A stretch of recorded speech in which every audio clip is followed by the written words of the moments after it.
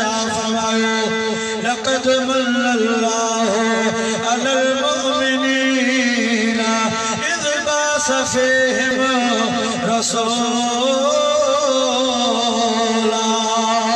अल्लाह ताला की जात बाबरकत करे कलाम पाक में इरशाद फरमायो अलबत्ता तहक़ीक़ में अल्लाह पाक ने मोमिन दे मथा वॾो एहसान कयो इज़ बअस फ़ीहिम रसूला। जने अल्लाह पाक आवे मैं आवाज़ी जाने रवा एक सुहाना मुझे प्यारो महबूब आवारे मोकले आए जेके कुरान बुधी छरो था सो जो सुभान अल्लाह अना भी जो सुभान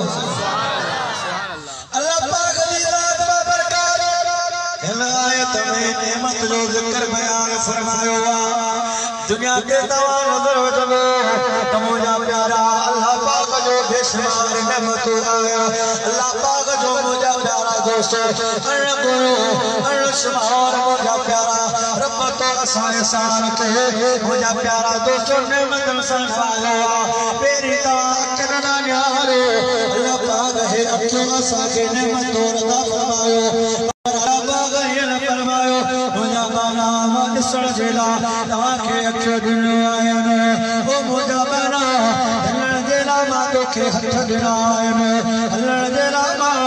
बेरता फरमाया आयन सुगड़ जिला नकदा फरमायो सोचण जिला दिमाग फरमायो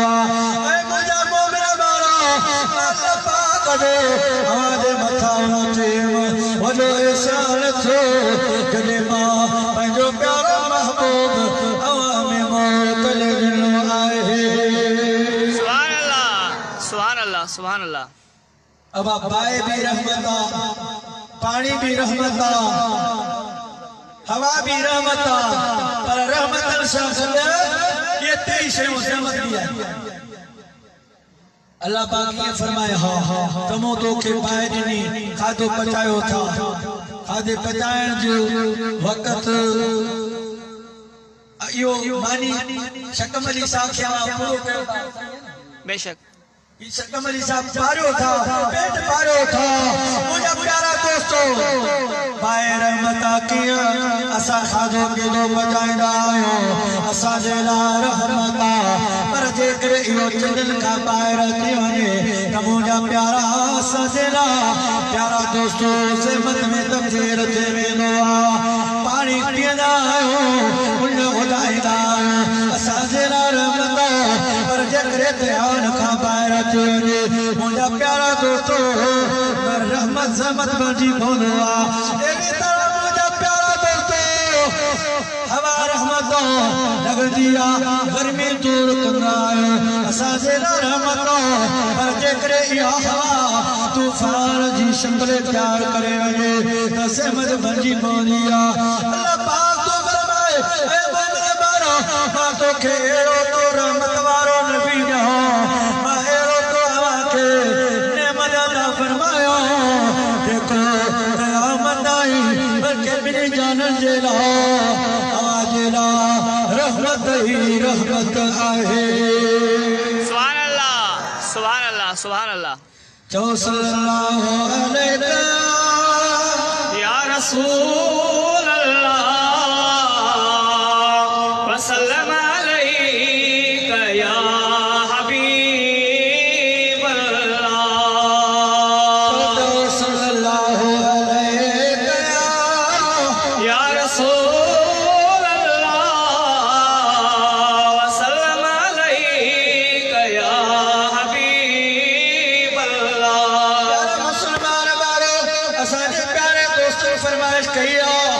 कुछ नूर जे मथा भी गलाए दो मुझा प्यारा पर हवा याद रख लो ये मुझे महबूब जो मिलो ये महबूब मुस्तफा जो जिक्र मिलाद चवदा आहे मुझे महबूब जे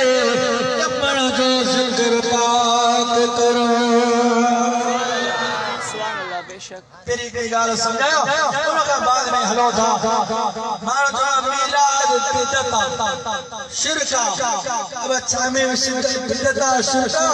मुझे प्यारा दोस्तों तवा साजड़ा लो जेके सुनी आयो उनके चक्कर में न अचो वे चवदा तवा मीराद बिदता शिरका छामे बिदता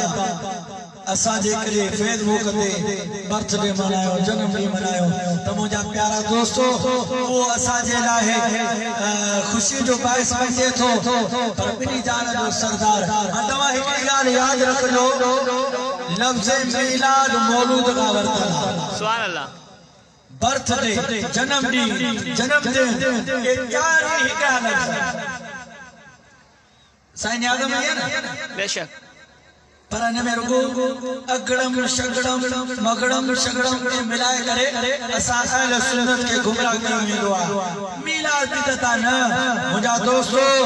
मीलाद ॼमण के चइबो आहे